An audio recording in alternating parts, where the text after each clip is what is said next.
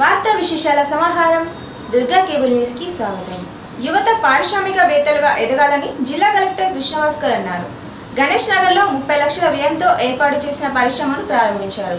ఈ కార్యక్రమంలో జిల్లా పరిశ్రమల కేంద్రం general manager Rajaram, DRO Shyama Prasad, RDO Panduranga, DPRO Mamidala Dasaratham, unit నిర్వాహకులు పాల్గొన్నారు.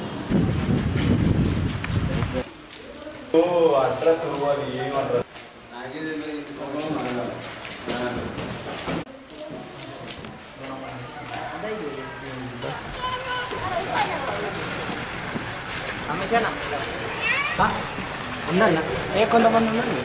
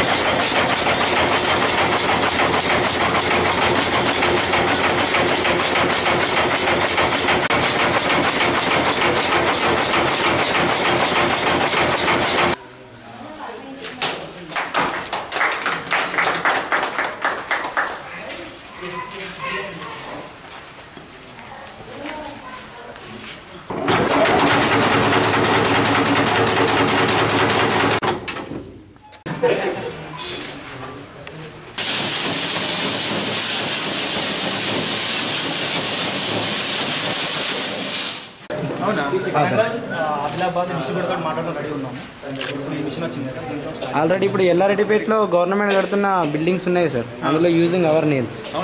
సార్ కాంట్రాక్టర్ కూడా మీరు ఏమైనా ఇప్పిస్తే సంతోషపడతాం సార్. గవర్నమెంట్కి సంబంధించి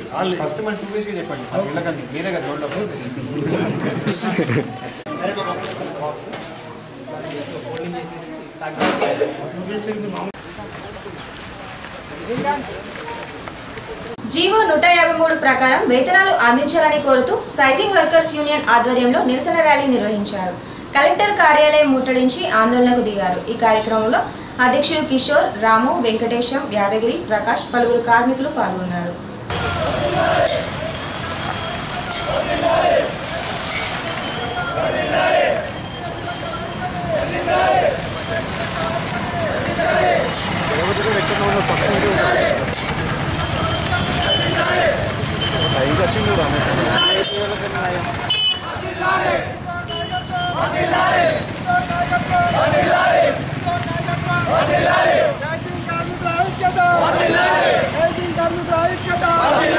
మండి వైఖరి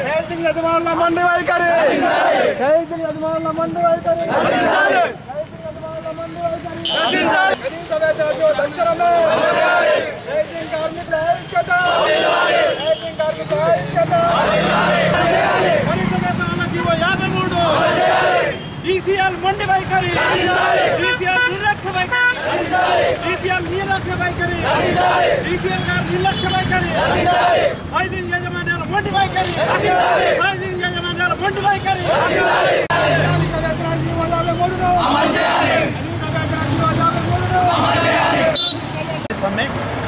అయితే దీనిలో భాగంగా నిన్న DCL గారు మొత్తం ఒక జాయింట్ మీటింగ్ అనేది పెట్టడం జరిగింది.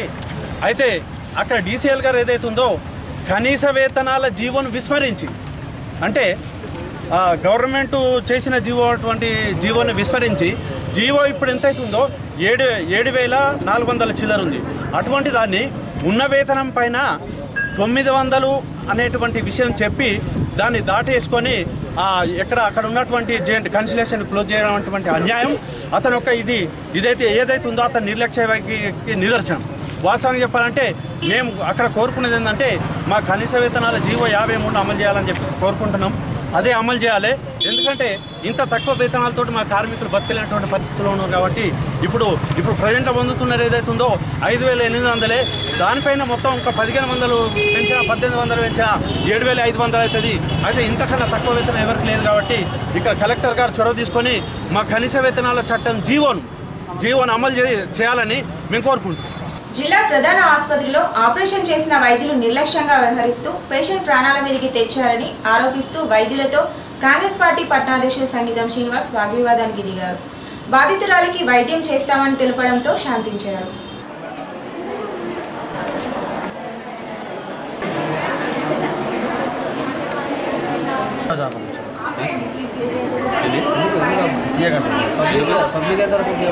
పబ్లిక్ విషయం కాబట్టి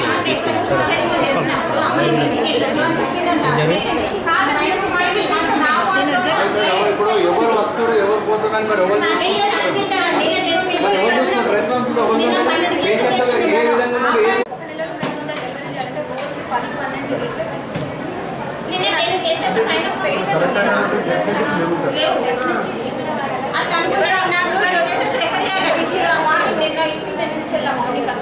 మేడం మంచిగా ఉన్న వాళ్ళని పంపించద్దు ఇక్కడనే ఉంచుకోమంటే సీరియస్ మేడం అట్లాంటి వాళ్ళని పంపిస్తే మాత్రం ప్రాబ్లం అవుతుంది కదా.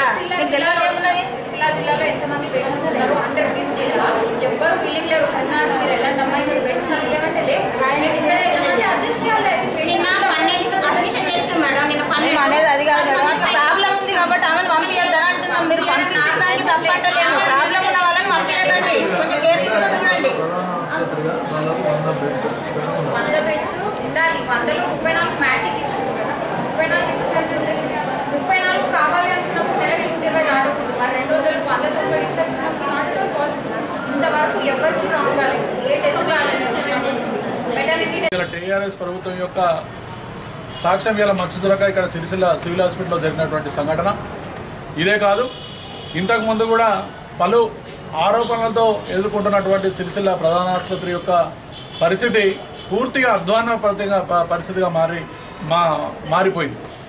దీన్ని కనీసం ఇక్కడ ఉన్నటువంటి అధికారులు కానీ మంత్రి గారు కానీ ఎవరు కూడా పట్టించుకోకుండా ఇంత నిర్లక్ష్యం వహించడానికి కారణం ఏందో మాకైతే అర్థమైతలేదు. మొన్నటికి మొన్న దాదాపుగా 3 నెలల నుంచి కలెక్టర్ గారు ఇక్కడ తనిఖీల మీద తనిఖీలు నిర్వహిస్తూ ఉన్నారు. 2 రోజులకోసారి 3 రోజులకోసారి జేసీ గారు కానీ కలెక్టర్ గారు కానీ మంత్రి గారు కానీ ఇతరత్ర అందరూ కూడా తనిఖీలు చేసుకుంటూ వెళ్తున్నారు. కానీ ఫలితం మాత్రం శూన్యంగా ఉన్నది. ఇవాళ పరిస్థితి చూస్తే 12వ తారీఖు నాడు కలుకోటి కవిత అనేటువంటి గర్భిణి ఇక్కడ అడ్మిట్ అయ్యి 12వ తారీఖు నాడు డెలివరీ అయితే 19వ తారీఖు నాడు సూచర్ చేసి ఇప్పిన తర్వాత ఆమెను బ్యాండేజ్ చేసి పంపించడం డిశ్చార్జ్ చేయడం జరిగింది. డిశ్చార్జ్ చేసినాక ఆమె పరిస్థితి ఏంది అంటే 2 రోజుల తర్వాత పట్టిప్పి చూస్తే పాప సూచర్స్ మొత్తం ఓపెన్ అయినటువంటి పరిస్థితి. ఆమె చాలా ప్రమాదకరమైనటువంటి పరిస్థితిలో ఆమెను అంత ఘోరమైనటువంటి పరిస్థితుల్లో కూడా ఆమెను డిశ్చార్జ్ చేయడం ఇక్కడ ఉన్నటువంటి నిర్వాహకుల యొక్క నిర్లక్ష్యానికి నిదర్శనం. వారు పోయిన తర్వాత ఇవాళ 11వ తారీఖు నాడు డిశ్చార్జ్ 19వ తారీఖు నాడు డిశ్చార్జ్ అయితే ఆ సూచర్స్ ఓపెన్ అయినటువంటి పేషెంట్ను వాళ్ళు ఇవాళ పట్టుకొని వస్తే వీళ్ళ యొక్క నిర్లక్ష్యం ఏంటంటే నిన్ను ఎవరు ఒమ్మన్నారమ్మా నేనెవరు మేము అసలు డిశ్చార్జ్ చేయలే ఈవెన్ అనవసరంగా ఏందనేటువంటి విషయాలు మాట్లాడుతూ ఉన్నారు. మేము అంటున్నాం ఒకటే దయచేసి తెలంగాణ వచ్చిన తర్వాత అందులో సిరిసిల్ల జిల్లా రాజన్న జిల్లా అయిన తర్వాత కూడా సిరిసిల్ల జిల్లా ప్రధాన ఆసుపత్రి యొక్క పరిస్థితి ఘోరాతి ఘోరంగా ఉన్నది. ఇలా సిరిసిల్ల జిల్లా పూర్తి వేములవాడ సిరిసిల్ల నియోజకవర్గం పరిధిలో 13 మండలాలకు ప్రధాన ఆసుపత్రిగా ఉన్నటువంటి సిరిసిల్ల ప్రధాన ఆసుపత్రి కేంద్రం ఇలా 100 పడకలు ఒక మెటర్నిటీ వాడికే అవసరమయ్యేటువంటి పరిస్థితి. రోజు ఎన్ని ప్రసవాలు అవుతున్నాయి అనేది ముఖ్యం కాదు. ఆ ప్రసవాలు అయినటువంటి బాలింతలకు కానీ లేకుంటే శిశువులకు కానీ ఈ యొక్క ఆసుపత్రి నుంచి ఎంత ఫెసిలిటీస్ కల్పిస్తున్నాం అనేటువంటిది ఒక ముఖ్యమైనటువంటి పరిస్థితి మీరు గమనించాలి. ఇక్కడ ఉన్నటువంటి అధికారులు కానీ లేకుంటే మంత్రి గారు కానీ ముఖ్యంగా మెటర్నిటీకి రోజు 10 నుంచి 12, 15 దాకా డెలివరీలు అయితే వాళ్ళని కనీసం పడుకోబెట్టదామంటే బెడ్ల పరిస్థితి కూడా లేదు. అలాగే స్టాఫ్ను కూడా వీళ్ళకి డాక్టర్లందరూ ఇక్కడ ప్రధాన ఆసుపత్రిలో కావాల్సినటువంటి డాక్టర్లందరూ కూడా కనీసం వారికి అందరూ కూడా కాంట్రాక్ట్ బేస్ మీద ఉన్నటువంటి వాళ్ళే కానీ సరిపడా సిబ్బంది కూడా ఇక్కడ కరువైపోయి ఉన్నారు. ఇలా తీసుకుంటే ఎక్స్రే విషయం కానీ లేకుంటే స్కానింగ్ కానీ ఇతరత్ర ఏవి కూడా పనిచేసేటువంటి పరిస్థితిలో లేరు. వాళ్ళందరూ కూడా బయట తీసుకునేటువంటి పరిస్థితి ఉన్నది. ముఖ్యంగా కార్మిక క్షేత్రం, బీడీ కార్మికులు ఎక్కువ ఉన్నటువంటి సిరిసిల్ల రాజన్న జిల్లాలో ప్రధానంగా ఆసుపత్రి వైద్యం చాలా ఘోరమైనటువంటి పరిస్థితిలో ఉన్నది. దీని అధికారులు రోజు 2 రోజులకు ఒకసారి 3 రోజులకు తనిఖీ చేస్తున్నటువంటి కలెక్టర్ గారు కానీ జేసీ గారు కానీ ఇక్కడ ఉన్నటువంటి మంత్రి గారు దయచేసి మీరు పట్టించుకొని ఇక్కడ ఉన్నటువంటి కార్మికులకు కానీ గరీబుగా ఉన్నటువంటి పేషెంట్లకు ఎవరైతే వచ్చేటువంటి వాళ్ళకు సరైనటువంటి వసతి కల్పించి వాళ్ళకు రక్షించాలన్నటువంటి బాధ్యత అధికారుల మీద కానీ ప్రభుత్వం మీద ఉన్నది. మేము ఒకటే డిమాండ్ చేస్తూ ఉన్నాం. ముఖ్యంగా గర్భిణీ స్త్రీలు కానీ మెటర్నిటీ వార్డులో 100 పడకలు మీరు వేయండి. రోజు 10 కాదు, 12 కాదు, 15 అయినా కూడా ఇక్కడ డెలివరీ అయ్యేటువంటి పరిస్థితి ఉన్నది. అందరూ పేదవారు, ఏ ఒక్కరు కూడా వైద్యానికి ₹1 బయట పెట్టుకునేటువంటి పరిస్థితిలో లేరు. కాబట్టి ప్రభుత్వం కానీ అధికారులు కానీ స్పందించి ఇక్కడ మెటర్నిటీ వార్డులో సరైనటువంటి వసతులు కల్పించి డాక్టర్లు కానీ ఇతరత్ర అన్ని కూడా వెసులుబాటు కల్పించే విధంగా మీరు చర్య తీసుకోవాలని మేము డిమాండ్ చేస్తా ఉన్నాం. అఖిల భారత పద్మశాలి పురోహిత సంఘం 19వ వార్షిక మహాసభలను శ్రీశైలం పుణ్యక్షేత్రంలో నిర్వహిస్తున్నట్లు పద్మపీఠం ఎడిటర్ కొక్కుల భాస్కర్ తెలిపారు. ఈ కార్యక్రమానికి సంబంధించిన కరపత్రాలను ఆవిష్కరించారు. ఈ కార్యక్రమంలో ఎల్లండి ఓంకారం, కోడూరి విజయభాస్కర్, గూడూరి రవి తదితరులు పాల్గొన్నారు.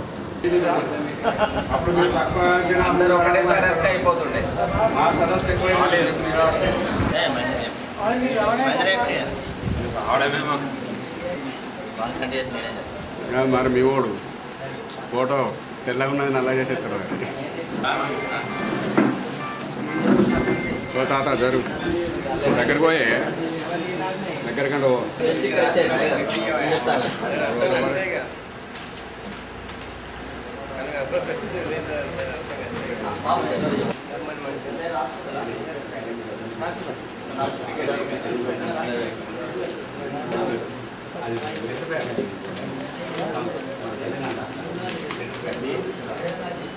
ఒక పేపర్ మస్తు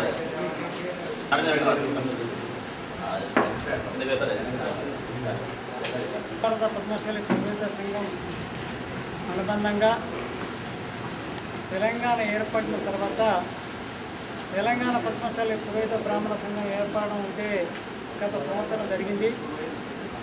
ఈరోజు తెలంగాణ పద్మశాలి పురోహిత సంఘం 2వ వార్షికోత్సవ వేడుకలు ఇక్కడ జరగడం అనేది ఒక మన అదృష్టంగా భావిస్తూ పద్మశాలి సంస్కృతి సాంప్రదాయాలు ఎంత గొప్పవి, వాళ్ళ పుట్టపూర్వోత్తరాలు, వాళ్ళ కదలికలు, ఒకప్పుడు దేవతలకే వర్షాలు ఇచ్చి నాగరికతను నేర్పిన పద్మశాలీల పరిస్థితిని గమనిస్తే మనకు ఆ విధానాన్ని మారుతున్న కాలానుగుణంగా గతంని మరవకుండా భవిష్యత్తును కూడా శాసించే విధంగా పద్మశాలీలు ఉండాలన్న ఒక భావన లోపల మనం ఎక్కడ లేని విధంగా గతంలో మార్కండేయ మహాయజ్ఞాలను మార్కండేయ జయంతికి 14 రోజుల ముందు ఏర్పాటు చేయడానికి మరి ఇక్కడ పద్మశాలి పురోహితులే ఈ అంటే ఒక మంచి కార్యక్రమానికి శ్రీకారం చుట్టడం నిజంగా మనకిచ్చిన వరంగా ఈ ప్రతి బ్రాహ్మణులు ఆ విజయోత్సవంలో పాల్గొన్న ప్రతి బ్రాహ్మణులకు నేను వందనాలు సమర్పించక తప్పది. అలాగే ఈ ఉనికిని మన ప్రాంతానికే సరిపెట్టకుండా విధానాన్ని ప్రకటించుకునే ఏర్పాట్లలో గతంలో కాశీలో యజ్ఞాలు చేశాం, శ్రీశైలంలో చేశాం, షిరిడీలో చేశాం, రామేశ్వరంలో చేశాం, తర్వాత పండరీపూర్ కావచ్చు, అహోబిలం కావచ్చు, 18 యజ్ఞాలను వివిధ ప్రాంతాల్లో మనం నిర్వహించి 19వ మహాయజ్ఞాన్ని శ్రీశైలంలో ఆగస్టు 15 జూలై 15, 16 తారీఖు రోజు 19వ వార్షికోత్సవాలు అఖిల భారత స్థాయిలో జరగడం అనేది ఇదొక శుభసూచకంగా భావిస్తూ ఈ విజయోత్సవాలను మనం భాగస్వాములుగా ఒక పురోహితులే కాకుండా సిరిసిల్లాలో ఉన్న పురోహితులు, మన మిగతా ముఖ్య నాయకులు, తర్వాత అనుబంధ సంఘాలు అందరూ కూడా కుటుంబపరంగా రావాలనేది నేను ఇచ్చేస్తూ ఈ కార్యక్రమం విజయం చేసే విషయంలో ప్రతి ఒక్కరి సిరిసిల్ల రాజన్న సిరిసిల్ల జిల్లా ప్రముఖ స్థానంగా నిలవాలన్నది ఈ సందర్భంగా నేను అందరినీ స్వాగతిస్తున్నాను. జై మార్కండేయ. ఏకీకృత సర్వీస్ రూల్స్ పట్ల టీపీయూఎస్ హర్షం వ్యక్తం చేశారు. డిఈఓ కార్యాలయం వద్ద స్వీట్లు పంపిణీ చేసి సంబరాలు నిర్వహించారు. ఈ కార్యక్రమంలో పలువురు టీపీయూఎస్ నాయకులు పాల్గొన్నారు.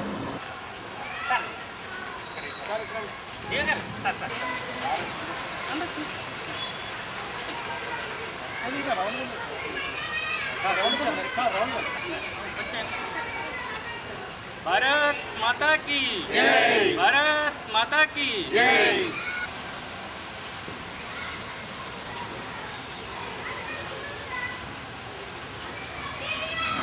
నుంచి సుదీర్ఘంగా పెండింగ్లో ఉన్నటువంటి ఉమ్మడి సర్వీస్ రూల్స్ లేకపోవడం ద్వారా మరి విద్యా వ్యవస్థ ఇలా కుంటుపడే స్థితిలో ఉంది. దానికి మన తెలంగాణ ఆంధ్రప్రదేశ్ విడిపోయిన తర్వాత ఇద్దరు ముఖ్యమంత్రులు కూర్చొని ఉమ్మడి సర్వీస్ రూల్ తీసుకురావడం కోసం ఇక్కడ గౌరవ ముఖ్యమంత్రి చంద్రశేఖరరావు గారు మరియు చంద్రబాబు నాయుడు గారు ఇద్దరి సహకారంతో కేంద్రానికి పంపించిన ఫైళ్లను అతి త్వరగా 5 రోజుల ప్రాసెస్లోనే కేంద్ర మంత్రి వెంకయ్య నాయుడు గారు రాజ్నాథ్ సింగ్ గారు దగ్గర ఉండి మరి 5 రోజులలో ఇంత పెద్ద ఘనకార్యాన్ని సాధించినటువంటి కేంద్ర ప్రభుత్వానికి మరియు రాష్ట్ర ప్రభుత్వానికి వెంకయ్య నాయుడు గారికి రాజ్నాథ్ సింగ్ గారికి మన ముఖ్యమంత్రి కేసీఆర్ గారికి మరియు విద్యాశాఖ మంత్రి కడియం శ్రీహరి గారికి మన రాష్ట్ర అధికారులకు కేంద్ర అధికారులకు అలాగే అఖిల భారత స్థాయిలో ఉన్నటువంటి ఏబిఆర్ఎస్ఎం యొక్క నాయకులు మన ఆపస్ యొక్క నాయకులు ఆంధ్రప్రదేశ్ ఉపాధ్యాయ సంఘం మరియు తెలంగాణ ప్రాంత ఉపాధ్యాయ సంఘం తరఫున మన రాష్ట్ర అధ్యక్షులు డాక్టర్ విష్ణువర్ధన్ రెడ్డి గారు, ప్రధాన కార్యదర్శి హనుమంతరావు గారు, మరి ట్రెజరర్ గారు భూమన్న మరియు దామెర మహేందర్ రెడ్డి గారు వీరందరూ కలిసి ఢిల్లీలో 5 రోజులు ఉండి మరి త్వరగా ఒక 5 రోజులలోనే రాష్ట్రపతి సంతకం కావడము, ప్రధానమంత్రి సంతకం కావడం, అలాగే గెజిట్ కావడము. నిన్న రాత్రి 11 గంటలకు మొట్టమొదటి గెజిట్ను తెలంగాణ ప్రాంత ఉపాధ్యాయ సంఘమైన రాష్ట్ర అధ్యక్ష ప్రధాన కార్యదర్శి అందుకోవడం ఇది తెలంగాణ ప్రాంతంలోని ప్రతి పంచాయతీరాజ్ ఉపాధ్యాయుని యొక్క విజయంగా భావిస్తూ మరి అందరూ మరి నెక్స్ట్ ఉన్నటువంటి ప్రమోషన్లలో ఉప విద్యాధికారులుగా డైట్ లెక్చరర్లుగా జూనియర్ కాలేజ్ లెక్చరర్గా ఇచ్చి రాష్ట్ర ప్రభుత్వం అతి త్వరలో ఈ ప్రాబ్లం సాల్వ్ చేస్తుందని కోరుతూ మరి అందరికీ ఈ విజయం పంచాయతీరాజ్ ఉపాధ్యాయ అందరిదని తెలుపడానికి సంతోషిస్తున్నాం. భారత్ మాతా కీ జై. ఈ వార్తలు ఇంతటితో సమాప్తం. తిరిగి ప్రసారమయ్యే దుర్గా కేబుల్ న్యూస్లో మళ్ళీ కలుసుకుందాం. అంతవరకు సెలవు. నమస్కారం.